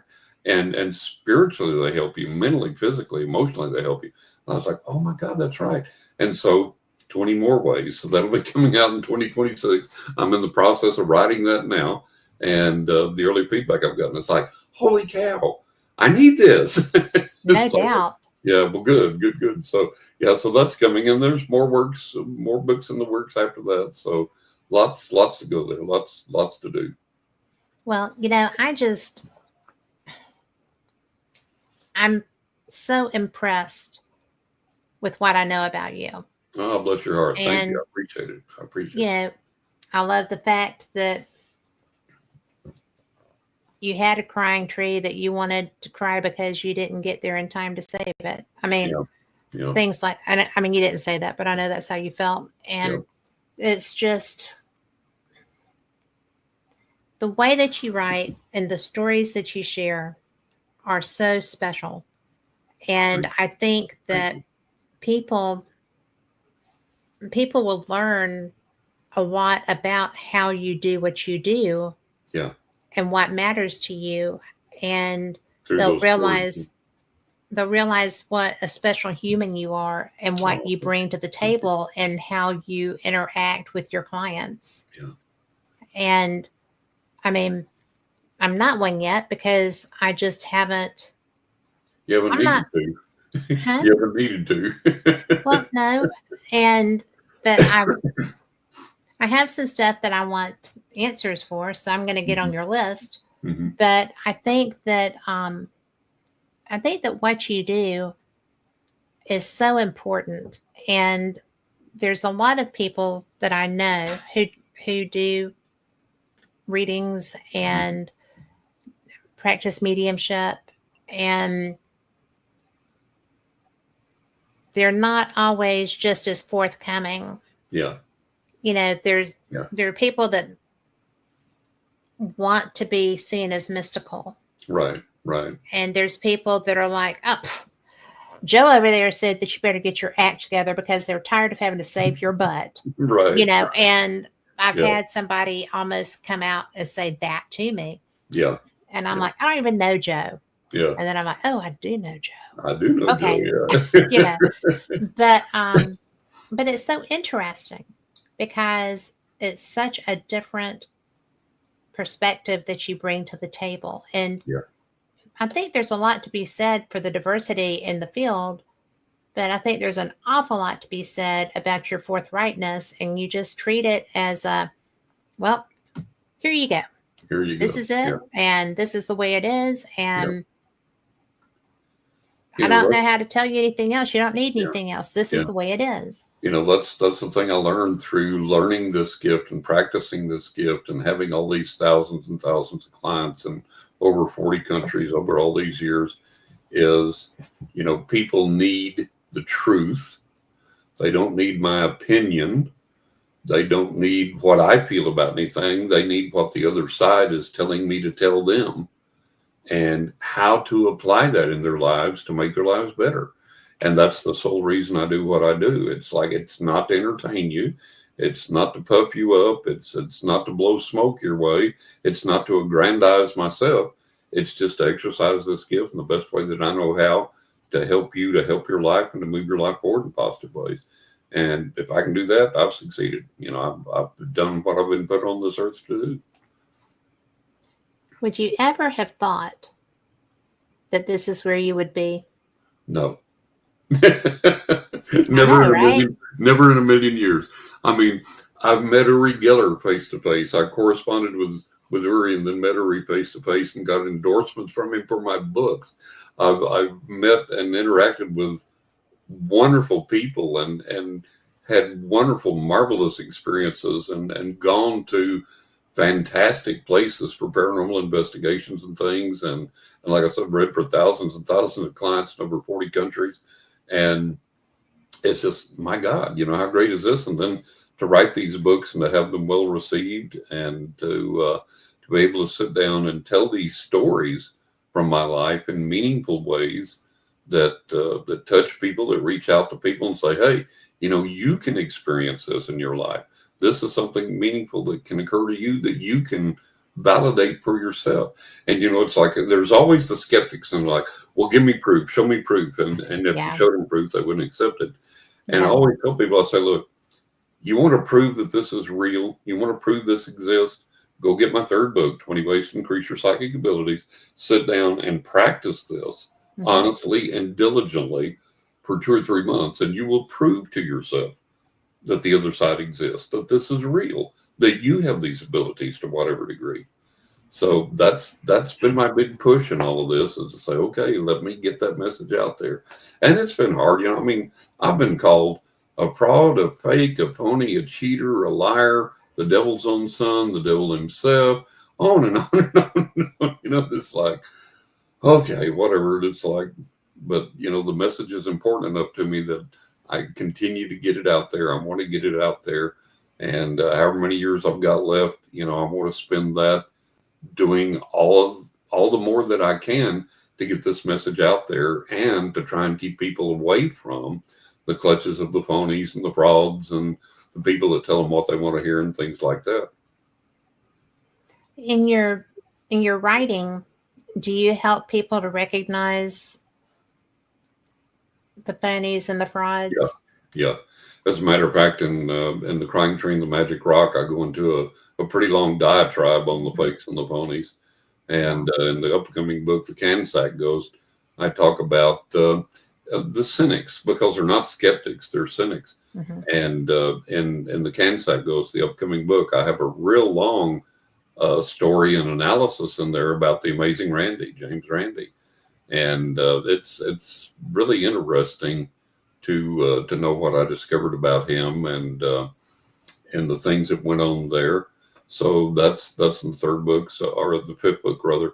Yeah. So I discuss all of these things, and I like to take things and poke things and get down to the nitty gritty of things. Where's the bone marrow? That's where the truth is. Let's get away from all this other stuff. Let's get away from what people have said. Let's get away from the advertisements. Let's get away from the self-aggrandizement. Let's poke and get down to the bone marrow and find out what's real, what's really happening there. And that's what I like to do. So my dear friend Martha C. Lawrence, who's an award-winning author and has been a New York City editor and all these other things. And not only is she a friend, she's a client. And she said that this upcoming book, The Cansack Ghost, which she wrote the foreword for, she said it's like this great spiritual exploration of things that, not only spiritual, but analyzing this and that and the other and whatever. It's part cosmic, what, all these wonderful things in this thing. So she's like, he examines, the spiritual ramifications of AI, artificial intelligence, which I do in the book, and a lot of other things. So it's such a privilege to be able to do this, and to know that there's going to be people that, and I've already gotten that feedback, as I mentioned, that there are going to be people that go, you've changed my life with this. You've taken away my fear of the unknown with this. It's been a blessing. It's been, and the great thing to me, I don't write in a pretentious manner. I'm not trying to be. No, you do not. And I write in my voice, and it works, because tons of people have said, I feel like I'm sitting down across from the table from this guy, listening to his stories while we're having a favorite drink, and I feel like he's my friend. Now, you can't do any better than that as a writer. No, you can't. You can't do any better than that as a writer. So that makes me happy. And when I get literary criticism from various critics, well, this could have been, that could have been, it's like, I'm not writing for you. I'm writing for the person out there that's looking for spiritual truth, and picking up the book and going, holy cow, really? This guy experienced this, and he says, I can learn from this and I can apply this to my life and I can experience this, that's the person I'm writing for. Well, you opened this can of worms and I'm going to walk through the door. All right. All right. I love it. I have seen recently 2 different clips of ostensibly someone asking a chatbot a question and getting bizarro answers. Okay. Futuristic answers. Yeah. And is AI something that spirits are going to be able to manipulate and use? Oh, absolutely. Because the stuff that I'm hearing is bizarre. And they already have. I can't think of his name right now, but you can Google it and you'll find out. This guy that is basically called the godfather of AI. Mm-hmm. So the OG, the supreme guy of AI, the godfather of AI, he has said publicly many times, we got to put the brakes on this right now because we're way out of control. We're moving way too fast. Mm-hmm. We don't know what this thing's going to do. We don't have control of it. There was Morgan Spurlock, the guy that did Super Size Me, the McDonald's thing. Yes. And he's dead now. Not from McDonald's, I don't think. But he also did a documentary on artificial intelligence and robots. And I saw it. And one of the wild things, and I write about this in my book, in the upcoming book about AI, one of the bizarre things, this company had developed these little teeny small robots. They were on wheels, and they would run around this little enclosure and perform these little program tasks. Mm-hmm. And when their energy got low, they would go back to this docking station automatically, recharge their batteries. And when their batteries were charged, they'd go back out and go about their little business again. Without any change in programming or without any of this written into the programming, all of a sudden there were some robots, not all of them, but some of the little robots would try and hog the power station. They would go in and dock and try and hog it and keep the other robots from charging. And they said, we don't know why. So here's the ghost in the machine. Sentience is scary. Yeah.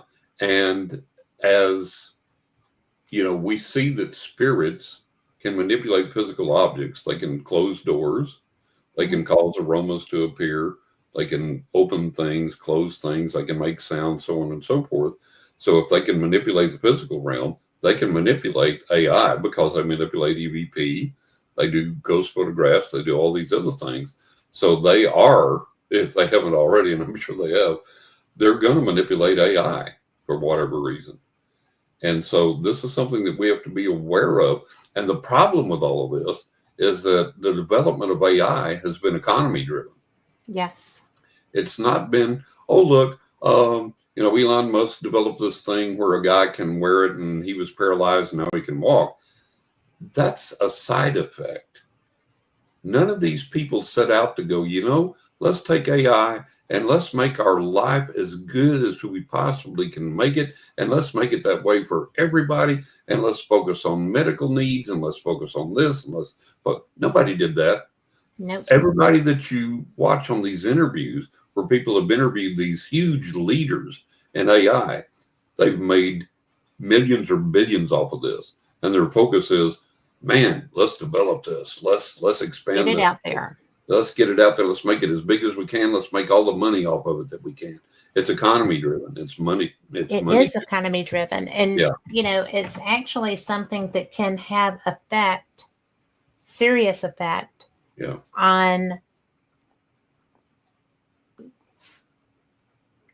nuclear facilities. On medical, yes. On legal. Ships. I read somewhere that they're going to, I think they're already using it someplace, but they have an AI judge that's going to render legal decisions. Now, if an AI judge riffles through all of this programming and accesses all of these internal documents and says, well, this guy in front of a store stole a motorcycle that had a key in it and rode it away guilty as charged, he's got to go to jail. Now, a human judge will hear the side of the story where there was a kid over there in the lake drowning, calling for help, and he realized he couldn't run fast enough to get there. There's a bike there. It's got a key in it. Sorry, dude, I'm stealing your bike. I'm going to go save this kid. Now, a human judge will take that into account. An AI judge will not. Nope. So we have all these Although they're things. trying to present it as they're programming that kind of sentience, but you cannot program. You can't program emotions. You can't program that type of experience. You can't program a soul. Yeah. Well, like, look, Doc Hollywood. Remember the movie Doc Hollywood? I do. And what's his name was fixing to call for the operating room for the kid, and the old doctor came in, popped a Coke open, and said, "Here, drink this," and the kid burped or farted or whatever. And he said, "There you go, you're fixed." All better. Yeah, all better. Yes. And so you have to have that knowledge. You have to have that experience. And that's not in AI, even with all of this stuff. And it's not going to be. AI is not going to have a heart. It's not going to have emotions. And what I try and get people to understand is we're talking about not artificial intelligence. We're talking about machine intelligence. Yes. And we don't know what that machine intelligence is going to do when it advances to the point of sentience. Well, and it's pretty much there. It's getting close. It's getting real close. Very close. It's very, very close right now. And it's like, look, you need to go in and talk to the banker for a loan and explain your situation.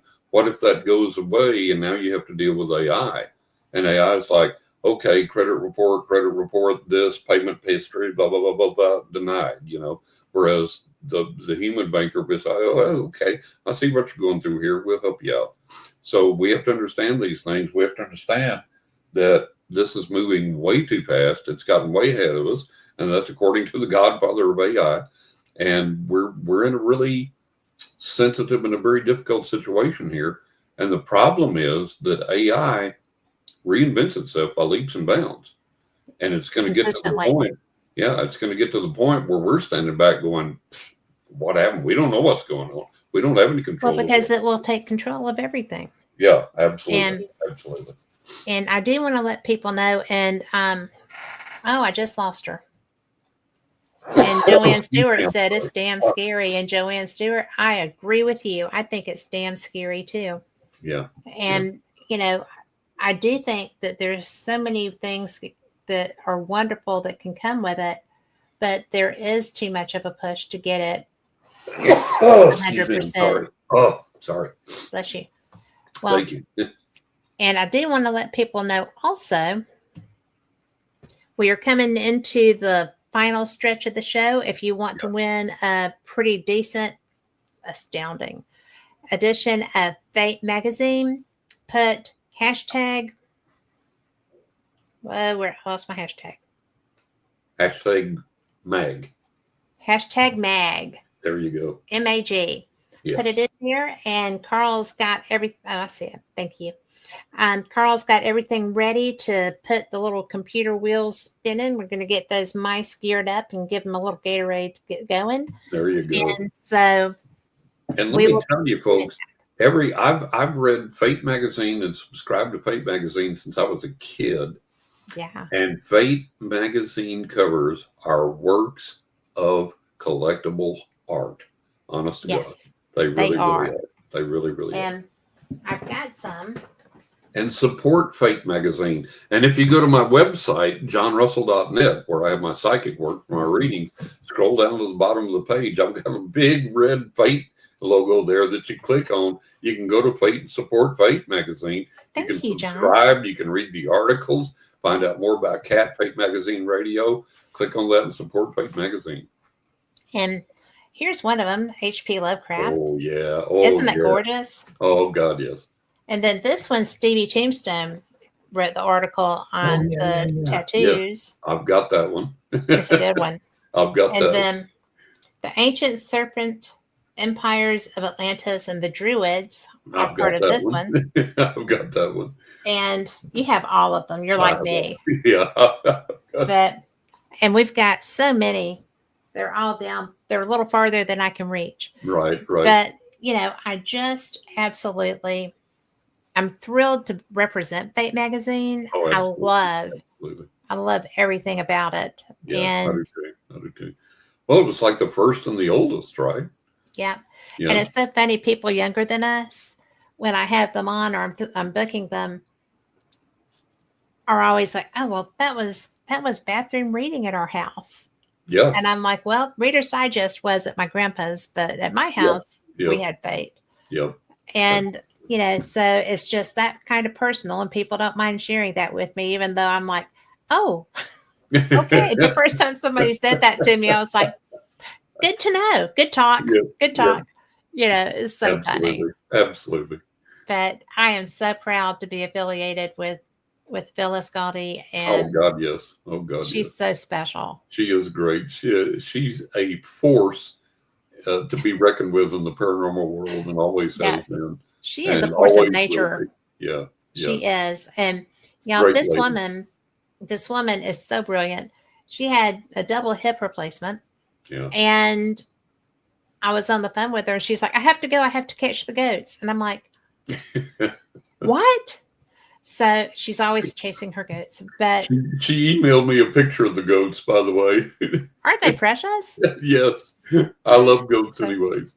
And she was actually affected by Hurricane Helene in North Carolina. And she lives in an area that they lost their way out. Yeah. So she was there, and no power, but blessed to have a pond.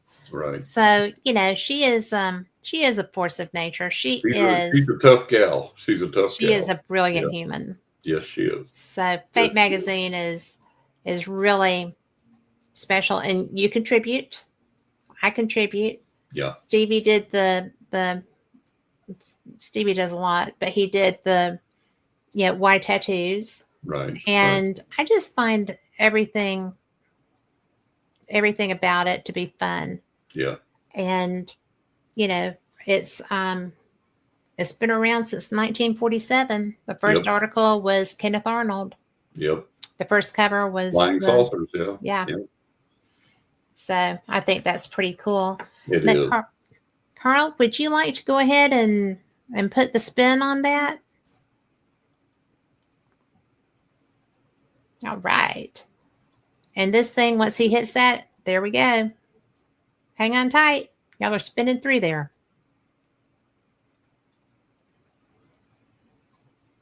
Oh, cool. Okay, Lori Dorsey is going to be banned from entering this contest in the future. This is her third time to win. So, Lori, congrats. And so she is so funny that she said, I don't know if I should do that. And I'm like, well, sure you should. So, but it's a lot of fun. She was fated to win. Fated to win. See what I did there? I do. Touché, sir. There you go. There you go.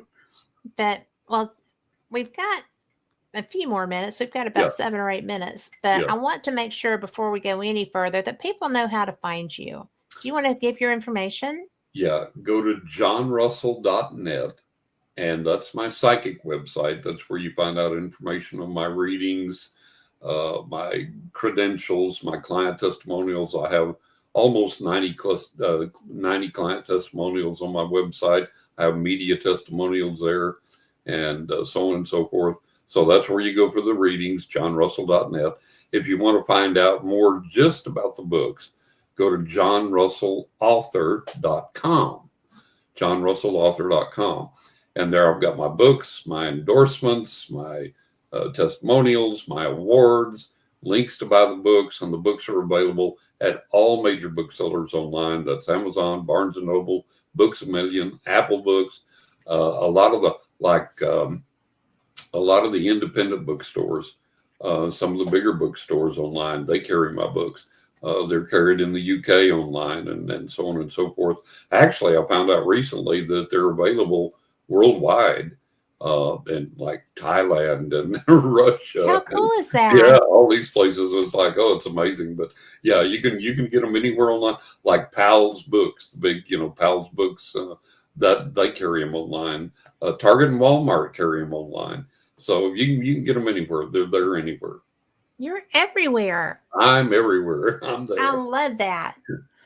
Well, I I am always so blessed to be able to have these conversations with you. Oh, thank you. From the It's time my we pleasure. started, Yeah, it's always been a great time. it has. And when we started, you had a book. Yep. Now I've got 4 out and coming up on 5. So I love it. I yes, love yeah, it. yep. But I always tell people that you're the most real person I know Oh, in the bless your heart. I paranormal. appreciate it. I You appreciate it. you are who you are. There's no Yep. errors. Yep. You have the abilities that you have. You have lived the life that you've lived. Yep. And I think it's cool that you want to bring people along on developing their psychic abilities, but I think it's also important for people to know that all of your books bring something to them. Yeah. Your personal experience books Yeah. they're so involved and so in depth. Yeah.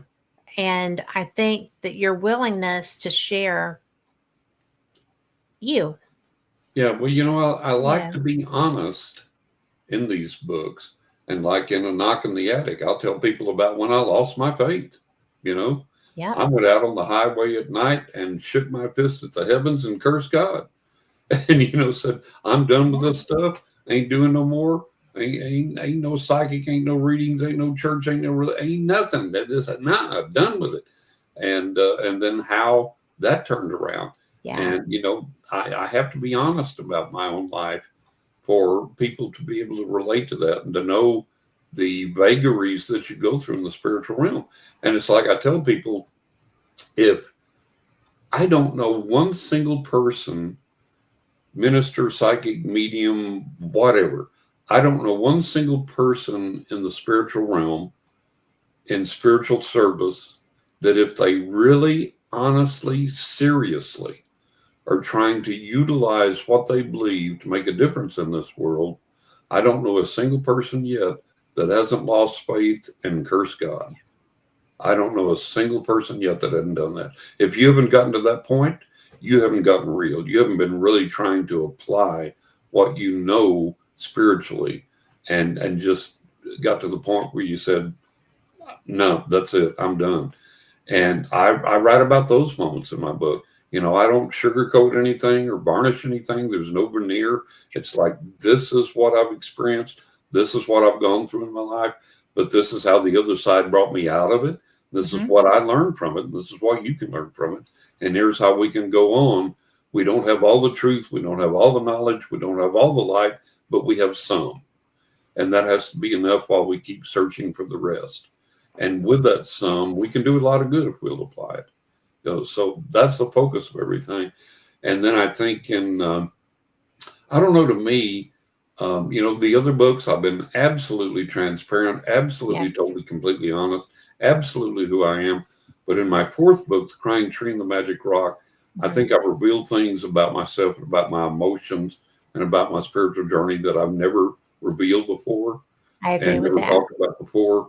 And, there's things like the death of my mother, how that came about and how that affected me and what that was like spiritually and those types of things and what we have to look at in reality in this world. And there's a lot of stories in there that cover things like that maybe probe a little deeper, that maybe hit a little harder. And then in the upcoming book, The Cansite Ghost, again, a lot of honesty in there, but going back more towards applying that honesty to, again, looking at strictly the paranormal realm and the paranormal experiences there. So it's a wonderful journey, and I've been blessed to take it. I've really been blessed to take it. And we're blessed that you share it. Oh, thank you. Thank you. And I appreciate that a lot more than you could imagine. Oh, thank you. I appreciate it, Kat. I really do. Well, I learned from you. Oh, thank you. And I appreciate you putting yourself out there so that I can gain knowledge from your experiences. So I think everybody reading them will. I hope so. I hope so. So go grab them. I mean, you're not going to go wrong. Any of the ones that you get. Hello, Anthony Lewis. Very true words and spirit paths shine a lot. light on the path we are walking. That's true. So he said, thank you for sharing. Thank you. Thank you.